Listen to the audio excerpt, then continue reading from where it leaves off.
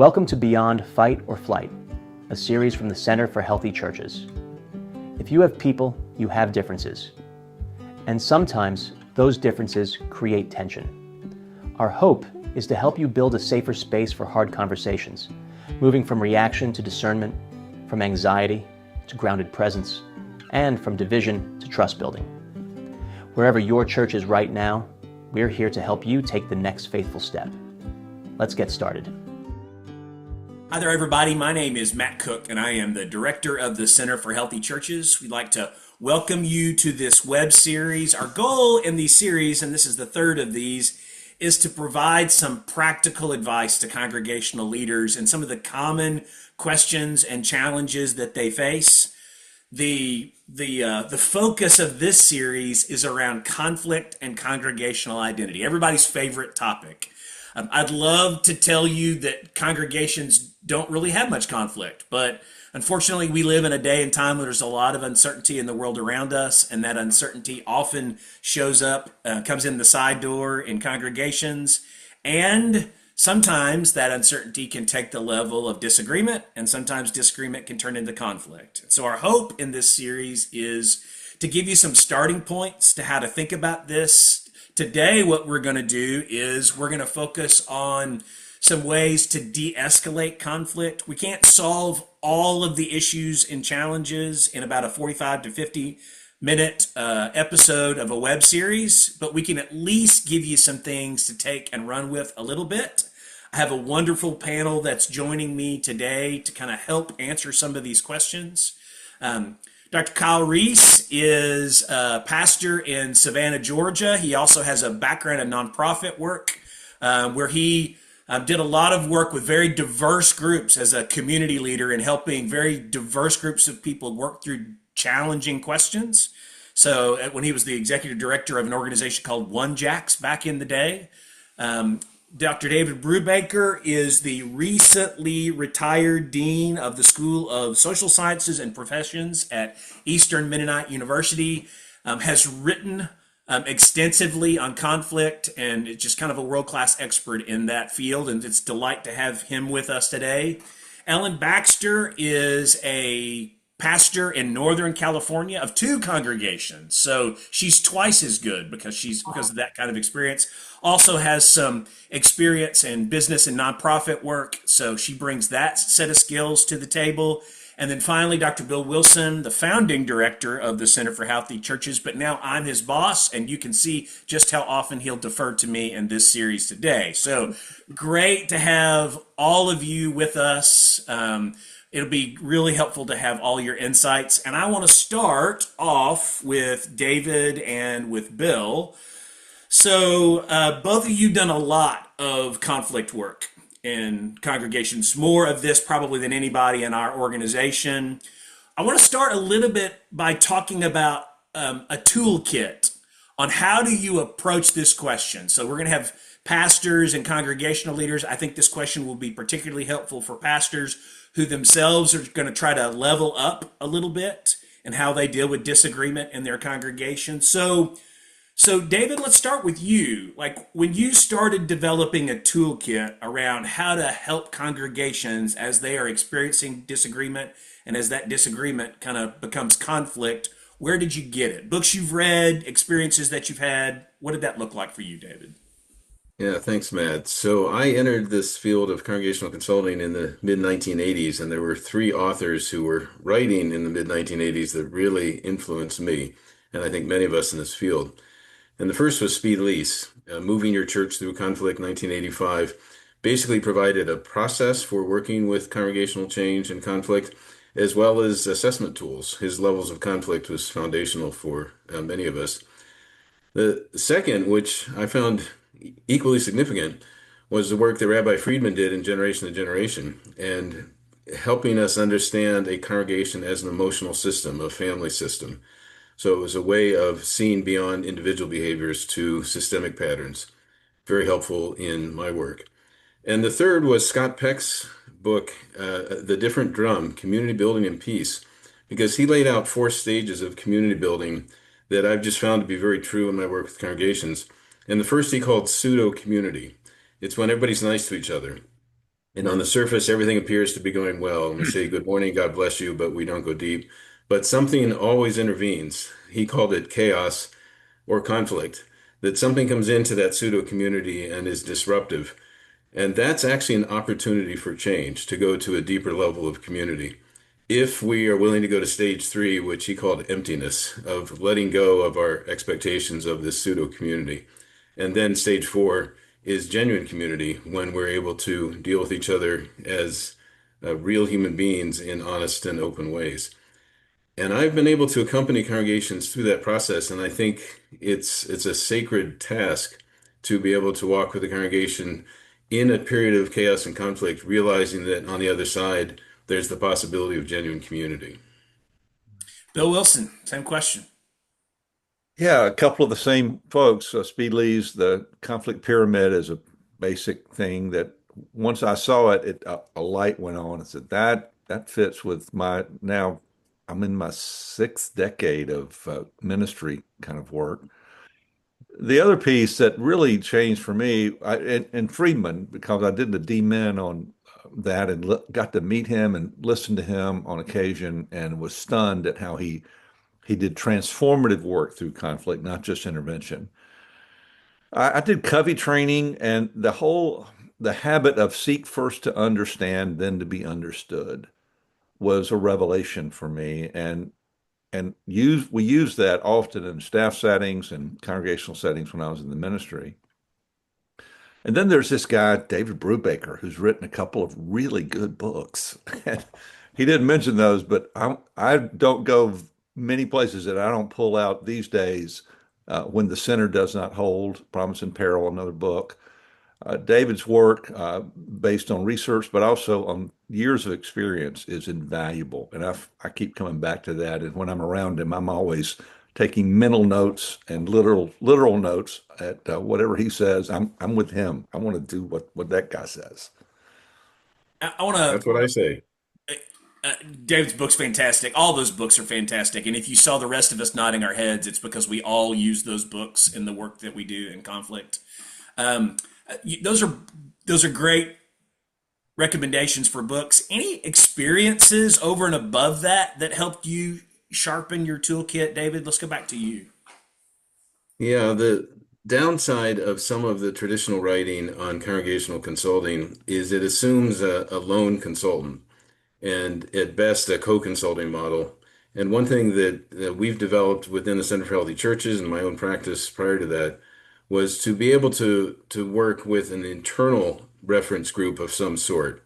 You could call it a discernment team, but I found after 10 years of using the traditional consulting model that few of my recommendations were actually being implemented. And I think it's because they were my recommendations. I had developed them out of my own wisdom, and that meant I owned it, but nobody else did. And we've learned to share that work with a discernment team or a leadership team within the congregation so that there's genuine ownership of the recommendations, and what people own, they implement. And what people receive from the outside, it's much easier to ignore. Bill, what about you? I had early on several experiences of being triangled, and I knew family systems and I understood that. But boy, to have people cozy up to you and you realize there's an agenda here that is not very well hidden oftentimes. And that often you're walking into settings where there are a lot of secrets, there are triangles, and if you're not careful, and I wasn't a couple of times, and got myself over the boundary, had to pull back. So I've become very wary of whoever meets me at the curb kind of thing, and just to be wise as much as I'm able, but also to have a second set of ears. So David and I recently worked together on a project. My friend Steve Scoggin was always my go-to for, am I hearing this correctly? I needed someone else to normalize my reactions and my thoughts. And I think doing it solo is especially you're especially vulnerable to being captive by voices that probably you shouldn't be. So I won't do one of these without a second person alongside. So let's bring in our West Coast and East Coast team members, literally people living on both coasts. So both of you have, Ellen and Kyle, both of you have a rich set of experiences. I really don't want to limit you in your answers. Like both of you have congregational ministry experience. You're both in those settings right now, but you also have a lot of experience outside of congregational settings. So I'm hoping you're going to mine some of that wisdom from both of those places. Ellen, let's start with you. You had fairly distinctive professional experiences. What helped you develop your toolkit?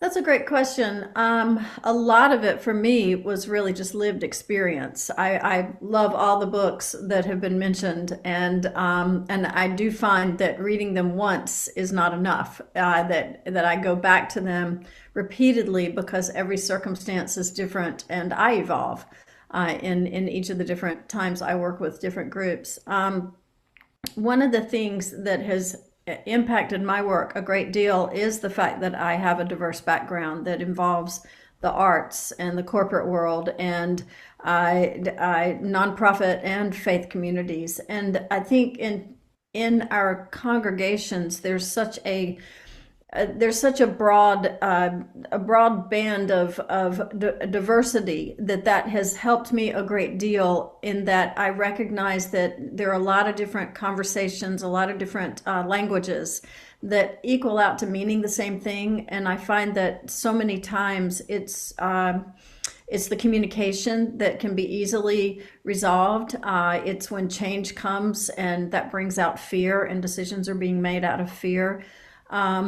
Sometimes you can just so often you can help bring those to the surface and you never get to what someone else might call a full-blown conflict, because you're helping to teach and educate and recognize what we would call good conflict.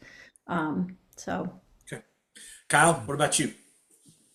So the resources that I took a 5-year sabbatical from actively serving a congregation and ran a nonprofit, as you said, Matt. And so there's some things that are similar, but two resources that have really helped me in the congregation. One is the National Institute for Civil Discourse, which is at the University of Arizona. It was started when Gabby Giffords was shot, and it's a very bipartisan group. And so we were able to work with them. I continue to use some of their resources.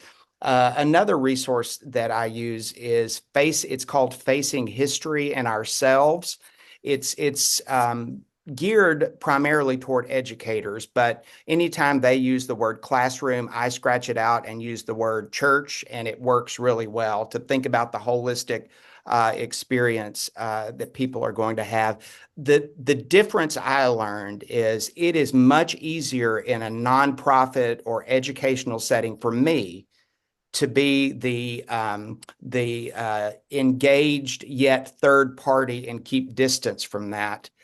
It's much more difficult work for me as a person of faith to do the very same process in a church because I have theology, because I have an ecclesiology, and I want to, I bring that to the table. So it was a fascinating experience working in those education sectors, and we were all over in nonprofits, in for-profits. So the purpose of this episode, as much as any of the episodes in this series, is really an equipping purpose, right? We want to give you tools today. We want to point you towards resources, and we want to talk about specific practices and nuggets of advice that you can apply. So now what I want to do with our panel a little bit is I want to turn our focus to some individual tools, not just where we got our toolkit, but what's actually in the toolkit and how we use those. So if I said to you, right, within your toolkit, what do you find yourself reaching for again and again and again? A practice, a way of doing things, a way to help people think in a certain way. So whatever that is, name that and kind of explain that so our viewers have an opportunity to kind of figure out how they might utilize that and maybe even go looking a little deeper than we can touch on in one episode. So Bill Wilson, let's start with you. Well, a couple of things come to mind. One is in our model, we try to use listening groups of 8 to 10 people, no big, large groups. So you know, in those groups, you talk to the facilitator or facilitators, not to one another. And it seems to make it a much safer space for hard conversations.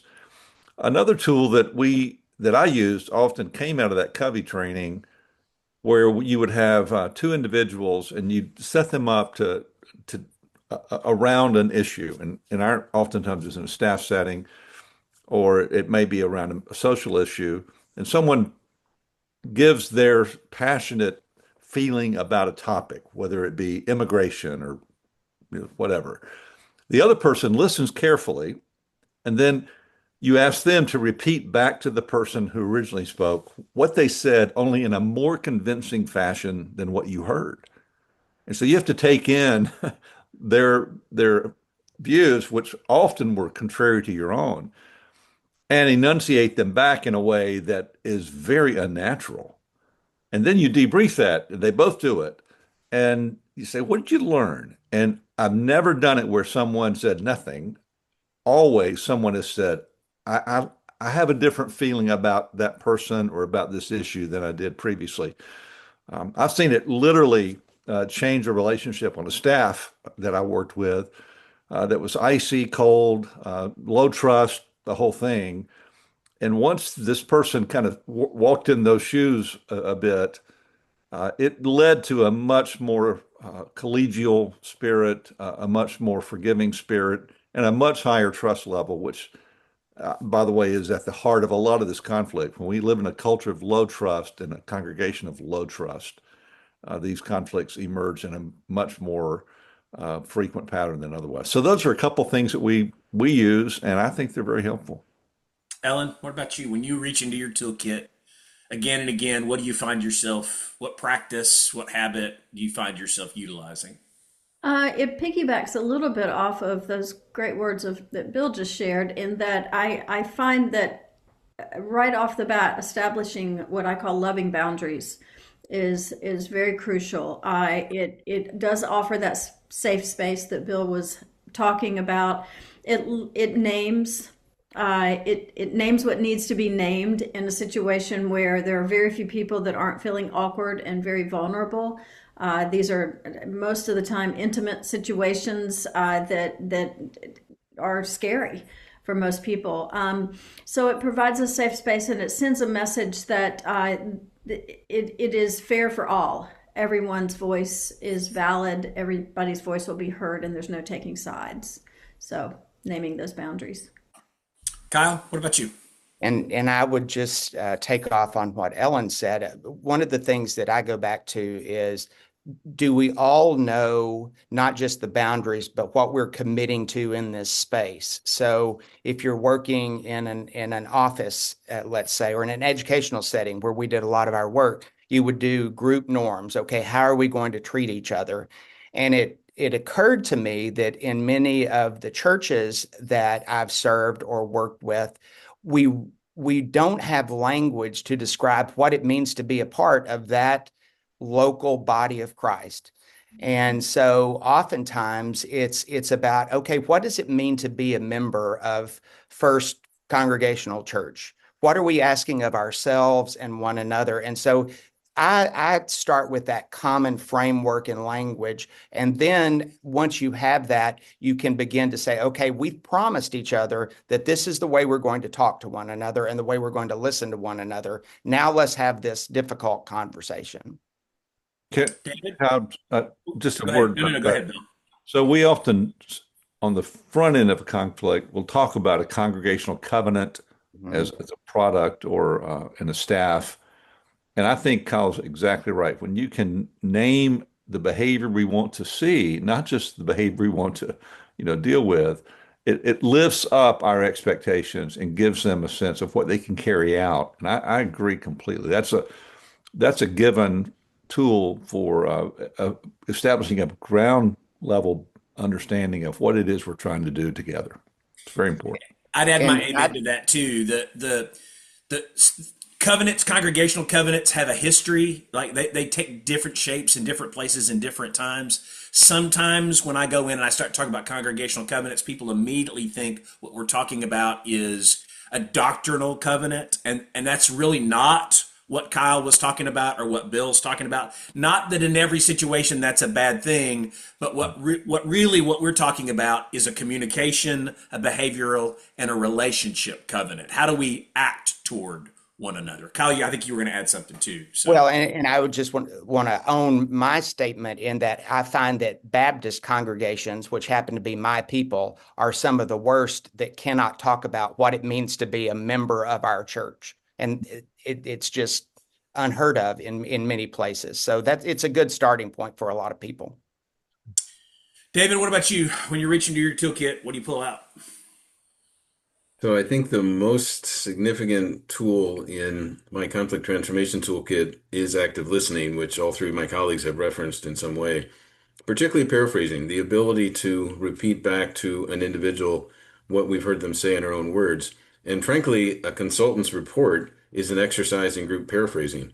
We have been listening as carefully as possible, and we're trying to feedback what we've heard. And if we don't do that, we don't earn the right to make change. So that step of listening is so critical. The second thing I would add is in some situations, I'll use a circle process. And a formal circle process is not just sitting in a circle, but it's having a talking piece and giving everyone a chance to respond, or if they prefer to pass the talking piece. But as long as the talking piece has come to me, it's my opportunity to speak. And it tends to slow things down and give everyone a voice. And third, as I mentioned earlier, the importance of systems thinking. That really according to Friedman, what systems thinking does is it reorganizes the blame. And instead of having it land on one or two individuals, it's a question of responsibility for all of us. And we are only responsible if we take responsibility. And so how do we help the whole system take responsibility for the changes that need to be made? So, last question. I want the four of you to put yourself in the position. It's probably a pastor or a minister, although I guess in some systems it could be a key lay leader in a congregation as well. But so here they are. The temperatures are rising. Maybe fire's even broken out at this point, right? They're going up the conflict ladder in some ways. And if you could give them just one very practical piece of advice, if they find themselves in that circumstance in this moment, for them to start leaning in and de-escalating, one very practical piece of advice, what would it be? Kyle, let's start with you. I would start with the very basic, simple is the room for the meeting set up to accomplish what you want to accomplish. I've been in a setting and on a board where we knew one board member and the board chair were going to get in a fight every board meeting. You just wait for it. Here it comes. And it suddenly occurred to our executive that the antagonist would sit directly opposite the chair and look her in the eye. And so you knew it was coming. And there's been a lot of research done on changing things up, what part movement plays in helping solve conflict. So think about the room and what you want to accomplish, and think about how you want to get input from all your participants. David, what about you? So to get beyond a fight-flight response to conflict, we have to move beyond the two extremes. And the one extreme is to be hard on issues and hard on people at the same time. We feel so strongly about our views that we end up hurting others. But frankly, the other end of that spectrum is out of our concern to be loving and supportive of the individuals, we're very mushy on issues. And so that's soft and soft compared to hard and hard. And the middle ground here that's worth staking out is to be hard on issues but soft on people, to treat every individual with the dignity they deserve, no matter how much we disagree with them, and yet be clear about our own beliefs. Ellen, how about you? What practical piece of advice would you give? Well, I love everything I'm hearing, and I would add that I think it's great to remind the room that this is the middle of the story, that there's hope in every situation. This is not the end of the story because they're here, because they care. And also, it's not any one person's responsibility to fix this. This will unfold, and we've invited God to the party. And so we brought our faith with us, and it will happen, and maybe differently than we expected it to. I think it's also good to consider having the covenant is so wonderful, and to consider asking them to be accountable to one another for that, to remind one another if they see the tension raising in the room, to take a deep breath. Some of those reminders can just make it a safer place and bring hope to the situation. Bill? A personal confession, I had to learn my own vulnerability around conflict. I was raised in a pastor's home, and my mom's favorite saying at mealtime was, if you can't say something nice, don't say anything at all.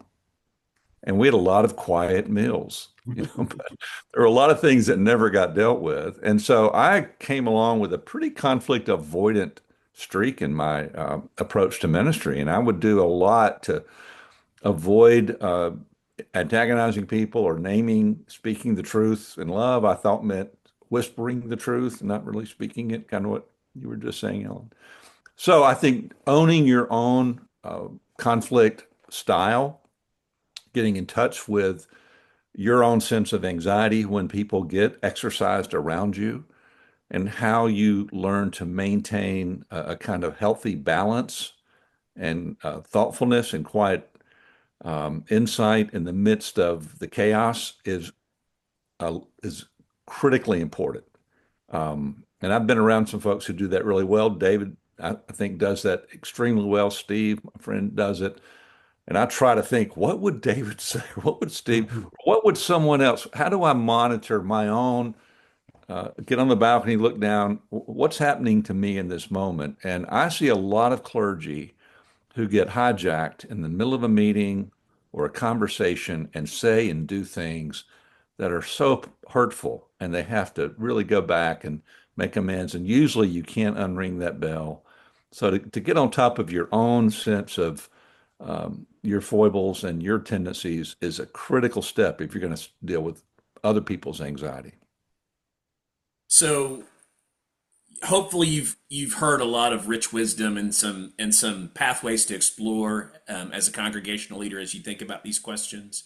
I want to double down a little bit just by saying that this will be among the most important work that you do as a congregational leader. I think in the 20th century, conflict was far more rare, and I think in the 21st century, I think unity and harmony is more rare. There's just more issues for us to be working through, which is to say, this is a skill set that we have to develop as congregational leaders. I will tell you, I am sitting here as the director of the Center for Healthy Churches, I believe largely because of a conflict that I went through as a pastor. And the lessons that I learned, that what equipped me for the work that I currently do now. Payne's a great teacher, and I had to go through some to learn some things about how to deal with that particular set of challenges. And so I would say to you as a congregational leader, don't lean back, lean in. Pursue some of these tools that you've heard about, apply some of this wisdom that you've heard about. I will also say that the nature of conflict as it grows is you will get to a place where it is very, very difficult for you as a congregational leader to be able to stay objective and to be the person that by yourself enables your congregation to get through it. One of the reasons why we have a conflict transformation team as an organization is because we have, as you've heard today, and as you've heard of this entire series, we have a lot of really capable people that can come in, be objective, ask good questions, and help that de-escalation process take place a little bit. I heard David say this a couple of years ago, and it shocked me when he said it, but staff are always perceived to be a part of the conflict, right? That we never really are fully perceived as fully neutral observers, even if we try to be that. So all that is to say, if we can help as an organization come alongside you in this moment, that's part of our mission as an organization, is to walk through churches that are working through disagreements. We'd love to help in any way that we can. Thanks again to our panel today for all the wisdom that you shared, and hopefully what you heard today will help you and your congregation. Thanks. Have a great day. You and I live in the midst of the most significant season of change in the history of the American church. And disagreement almost always comes along for the ride when changes are taking place. You are going to need both a mindset and a skill set for walking through disagreement in ways that fosters light rather than heat and love rather than anger. We think that this series will help you get started. And if after listening you realize that you need more assistance than a web series can provide, then give us a call.